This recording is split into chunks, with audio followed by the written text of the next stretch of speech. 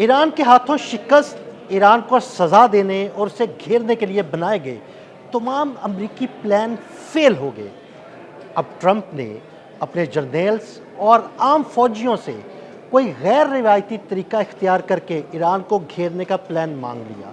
ये प्लान क्या है और ये आम अमेरिकन फ़ौजी कैसे अमरीकी जर्नेल्स की मदद करेंगे, इस बारे में अज़हर अली ख़ान से बात करते हैं। अज़हर भाई, अब तक जितने प्लान बनाए गए हैं तमाम फेल हो चुके हैं। किसी तरह भी अमेरिका ईरान को घेर नहीं पाया, सज़ा नहीं दे पाया, बल्कि वो कोई हमला करता है तो ईरान उसका मुंह तोड़ जवाब देता है। अब वो अमेरिकन जो जनरल्स हैं उनको कहा गया है कि अपने फ़ौजियों से बात करें, कोई गैर रिवायती सा तरीका ढूंढें कि कैसे ईरान को काबू किया जाए। क्या कोई गैर रिवायती तरीका अमेरिका सामने ला सकता है? असल में अमेरिका आया था वो रिजीम चेंज करने के लिए, ईरान का यूरेनियम लेने के लिए। ईरान को अपनाए हुर्मुज़ पे उल्टी उसकी गिरफ्त मजबूत करवा दी उसने, अमेरिका ने, और उसका हर प्लान फेल हो गया। ना वो अब तक यूरेनियम तक पहुंच सका है, उसके बारे में पता नहीं लगा सका है। मुश्तबा खामनाई कहाँ हैं कुछ नहीं पता, वहाँ तक नहीं पहुँच पा रहे। आपना हुर्मुज़ पे गिरफ्त नहीं तोड़ पा रहे। पूरी दुनिया को कह रहे थे कि हम उसको झुका देंगे, नहीं झुका पा रहे। मशरिक़ वस्ता में अपनी बेसिस को नहीं बचा पा रहे। इसराइल जब आया जंग में उस वक्त वो बर्बाद हो गया। अब इसराइल को अंदाज़ा हो गया वो एक तरफ दुम साध के बैठा हुआ है, बिल्कुल, वो हमला करने की अब कोशिश भी नहीं कर रहा, सामने आने की कोशिश नहीं कर नहीं रहा। कर रहा, और वो कह रहा है कि अमेरिका जाके लड़े। तो अमेरिका ने जो जो प्लान बनाया वो एक एक करके फेल होता गया। जो धमकियां दी वो हवा हो गई। जो उसने डेडलाइंस दी डोनाल्ड ट्रंप ने, उस पर यू टर्न लेना पड़ा। तो कोई एक बात ऐसी नहीं है जिस पर टिक कर जम कर डोनाल्ड ट्रंप ये कह सकें कि मैंने ये काम करवा दिया है। वहाँ हमने चोट पहुँचाई थी, चलो हम यहाँ हार गए, लेकिन एक जगह हमने बहुत मारा था। एक भी ऐसा कोई जाविया नहीं है, कोई एंगल कुछ नहीं है जो वो पेश कर सकें। अब वो फ़ौजियों तक आ गए हैं, अपने जर्नैलों को कह रहे हैं कि ख़त लिखो, नीचे जाके फ़ौजियों से बात करो, उन फ़ौजियों को इस बात का लालच दो। ज़ाहिर है कोई ना कोई नाम उन्होंने रखा होगा, किसी तरह लाइमलाइट में आएगा फ़ौजी, उसको हम तरक्की देने की कोशिश करेंगे, उसको ऊपर लाएंगे। तो अपने फ़ौजियों से पूछो कि वो कोई अनकन्वेंशनल तरीक़ा, गैर रिवायती तरीक़ा, कोई अनोखा तरीक़ा, कुछ ऐसा अछूता ख्याल लेकर आए जिससे पता चले कि ईरान पे इससे पहले वो हमने ना आजमाया हो। तो अब डोनाल्ड ट्रंप इतने नीचे गिर चुके हैं कि उनको अब समझ में ही नहीं आ रहा कि वो एग्ज़िट की कोई स्ट्रैटेजी उनके पास नहीं है तो कैसे लें। अब हराने की स्ट्रैटेजी उनके पास थी नहीं, एग्ज़िट स्ट्रैटेजी उनके पास है नहीं, तेल ऊपर चला जाता है, आपना हुर्मुज़ बंद है। इंटरनेशनल मार्केट में जो जो प्लेयर्स हैं वो अब ये कह रहे हैं कि डोनाल्ड ट्रंप इस जंग को समेटो, ये आपके बस की बात नहीं है। आप अज़हर भाई, दरअसल ना वो एग्जिट स्ट्रेटजी लेके आए ही नहीं थे। वो आए थे विनिंग स्ट्रेटजी लेके कि हम हमला करेंगे, 4 5 6 दिन में हम ईरान को नेस्तो नाबूद कर देंगे, आयतुल्ला खामनाई को शहीद करेंगे, रिजीम चेंज होगी, लोग वहाँ से उठेंगे, एहतजाज करेंगे, उसके बाद ईरान पर हमारा कब्ज़ा हो जाएगा। वो तो ये सोच के नहीं आए थे कि हम हार जाएंगे। लेकिन अब देखेंगे 4 5 माह तकरीबन होने वाले हैं, वो जो स्ट्रेटजी लेके आए थे वो पूरी फेल हो गई। अब उनको एग्जिट कर कुछ समझ नहीं आ रही कि कैसे एग्जिट मिले और कैसे जो है ना सेफ एग्जिट लेकर वो यहाँ से निकले। अच्छा, पूरी दुनिया ने भी ना इनसे किनारा कशी इख्तियार कर लिया इनकी इस जंग से, और अब अंदाज़ा हो गया असल में पूरी देग नहीं खानी पड़ती, चावल के 2 4 दानों से ही पता चल जाता है कि जायका क्या है कि नहीं। हाँ, तो लोगों ने, जो यूरोपीय यूनियन है उसने भी 2 4 दाने चावल के खा के कह दिया कि ये देग जो है ना ये हमारे बस की नहीं है, ये अमेरिका के भी हाथ कुछ नहीं आना। और अब जितने बड़े प्लेयर्स हैं दुनिया के वो इस बात को बहुत ही क्लोजली मॉनिटर कर रहे हैं। इस पूरी वॉर को लाइव देखा गया है। अमेरिका बेनकाब हो गया है, अमेरिका की मिलिट्री स्ट्रैटेजीज फेल हो गई हैं, और ये फेल होती भी पूरी दुनिया ने अपने 4K वीडियो पे सैटेलाइट की देखी हैं। अब मसला ये है कि डोनाल्ड ट्रंप जो हैं वो अगर यहाँ पर रुकें तो किस आस पे, किस गारंटी पे, क्या वो अफजूदा यूरेनियम हासिल कर लेंगे, क्या वो अपना हुर्मुज़ खुलवा देंगे? वो हर जगह नाकाम होते जा रहे हैं। अभी उन्होंने कोशिश ये की थी कि किसी तरह ना अपना हुर्मुज़ के ज़रिए ना कोई एक छोटी मोटी सी खबर बना लें कि यहाँ हमने उनका ब्लॉकेट तोड़ दिया था, यहाँ से हमने गुजार दिया।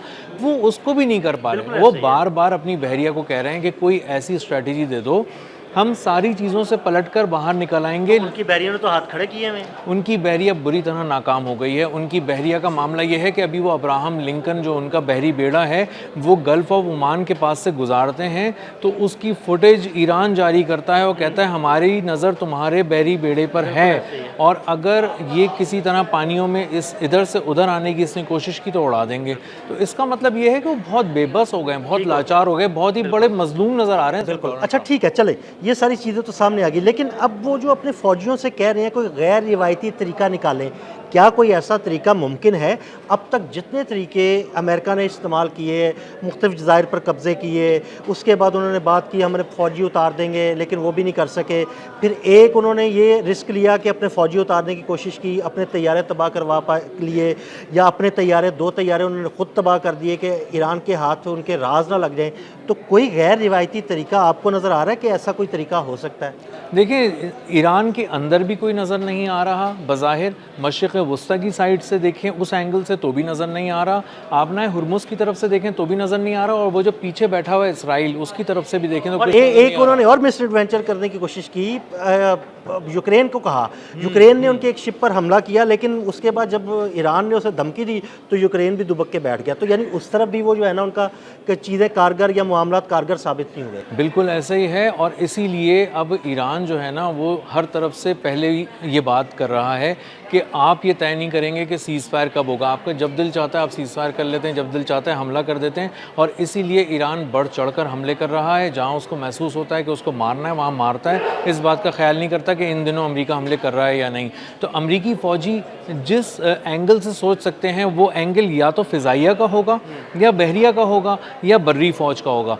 आप ज़मीन पे उतार नहीं पा रहे, ये पूरी चीज़ माइनस कर दी तो गई ये है माइनस हो almost। गई, फिर रहेगी बहरिया और फ़िज़ाइया। जी, बहरिया का मामला ये है कि बहरिया 500 किलोमीटर के रेडियस में आबनाए हुर्मुज़ के करीब फटक भी नहीं रही जो ईरान ने कहा है, जिस रेडियस में उन्होंने कहा है। बहीरे अरब में अगर उनकी बहरिया खड़ी होती है तो वहाँ से जो उसके पेट्रोलिंग है वो गल्फ़ ऑफ ओमान के कुछ हिस्सों तक ही है, उससे बिल्कुल उससे आपने आगे नहीं हरमज़ के आते। करीब नहीं आ सकते वो। नहीं आते। अच्छा, उन्होंने एक कोशिश ये की कि एरियल कवर देने के कुछ जहाज़ों को गुजारने की कोशिश करें और इस बात को इस्टेब्लिश करें कि आपनाए हुर्मुज़ पे हमने तुम्हारा ज़ोर तोड़ दिया है और हमारी ग्रिप मजबूत हो गई। उसमें वो नाकाम रहे हैं। एरियल कवर का फेलियर बहुत बड़ा फेलियर है।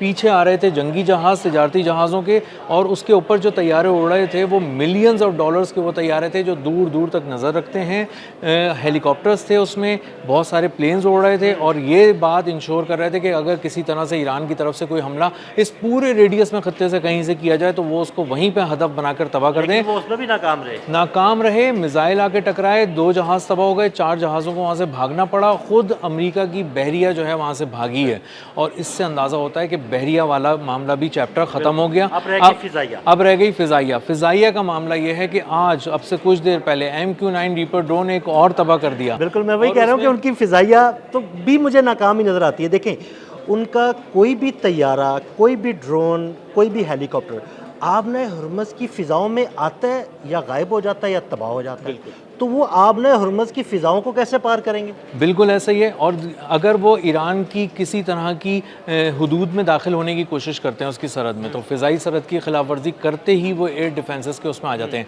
अच्छा, जो थोड़ी बहुत कमी कहीं रह गई थी कि इनके तैयारों को कैसे निशाना बनाया जाए, उसके लिए एयर डिफेंसेस से बहुत काम किया ईरान ने, और नए एयर डिफेंसेस को इंटीग्रेट कर लिया है। और आज जो MQ-9 रीपर ड्रोन हमेशा की तरह तबाह किया है, लेकिन उसमें ख़ास बात यह है कि वो नए जो एयर डिफेंस सिस्टम है उससे निशाना बनाया है जी। और उससे निशाना बनाने का मकसद ये था कि उसको अमेरिका को ये पैगाम दिया जाए कि देखो, तुम जब कोई एक एपिसोड लेकर आओगे ना यहाँ जंग की, हम तुम्हें नए हथियारों से मारेंगे। तुम कॉन्फिडेंट नहीं रहोगे, तुम ये नहीं कह सकते कि मैं ईरान के बैलिस्टिक मिसाइल प्रोग्राम को समझ गया हूँ। वो पहले जो बैलिस्टिक मिसाइल था उसी का अपग्रेडेड वर्जन लेकर आते हैं। अब जो मैं वही कह रहा हूँ कि वो कैसे समझेगा। देखिए, जो फॉर एग्जांपल एक हफ़्ता पहले जिस मिसाइल से ईरान ने हमला किया, एक हफ्ते के बाद वो कोई नया मिसाइल आ जाता है। जब अमेरिका उसका तोड़ निकालने की कोशिश करता है तो वो कुछ और नया ले आते हैं। तो अमेरिका की समझ भी नहीं आ रहा भाई, हम कैसे रोकें, किसको रोकें, रोज़ एक नया मिसाइल आता है। बिल्कुल ऐसे ही है। वो ड्रोन भी लेकर आ गए, हदीद 110 नया ड्रोन आया है, 510 किलोमीटर फी घंटा की रफ्तार से आता है, 30 किलोग्राम वॉरहेड लेकर आता है। 6000 मीटर तक ऊंचा उड़ सकता है, तो इसका मतलब है कि वो जब निशाना लगा रहा है तो वो हर तरफ तबाही फैला रहा है।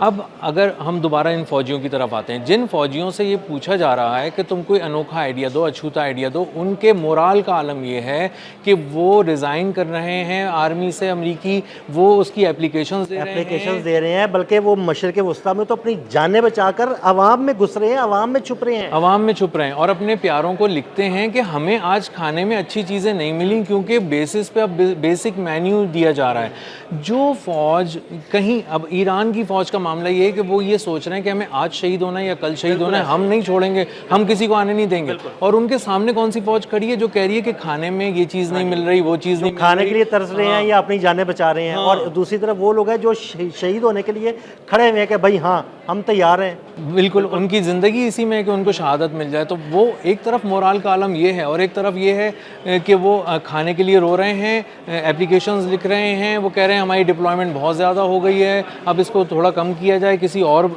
मतलब एक शिफ्ट को लेकर आया जाए, हमें थोड़ा रिलीफ दिया जाए।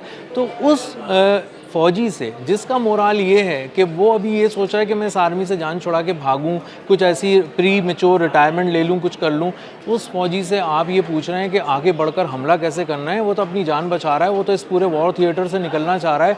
और उसको बुनियादी तौर पे देखें, बहुत सादा अल्फाज में उसको ये बात समझ में आ गई है, कोई कुछ भी कहे, अमेरिका हार रहा है, अमेरिका शिकस्त खा रहा है, टूट रहा है, तकलीफ़ में है। और ईरान का मामला ये है कि वो तकलीफ़ में तो है लेकिन वो मजमूई तौर पे जीत रहा है और इस बात को उसके दुश्मन महसूस कर रहे हैं। मगरबी मीडिया के अखबारात भी लिख रहे हैं, मगरबी मीडिया का टीवी चैनल भी ये बात कर रहा है। और अब तक अगर ईरान डट के खड़ा हुआ है तो इसका साफ और सीधा मतलब ये है कि वो अंदर से मजबूत है, उसका अज़्म बहुत जवां है, बहुत बुलंद है और सामने जो उसके फ़ौजी हैं उनका मोराल बहुत गिर चुका है। तो एक ऐसा फ़ौजी जिसका अपना दिल ही उस जंग में नहीं है, वो आपको कहाँ से कोई अछूता और अनोखा ख्याल देगा। बिल्कुल, बहुत शुक्रिया अज़हर भाई। बिल्कुल, ऐसा फ़ौजी जिसका मोराल डाउन है वो कहाँ से कोई अछूता आइडिया आपको देगा ताकि आप जंग जीत सके, ऐसा मुमकिन ही नहीं। अदील अहमद और अज़हर अली ख़ान को इजाज़त दीजिएगा। अल्लाह हाफ़िज़।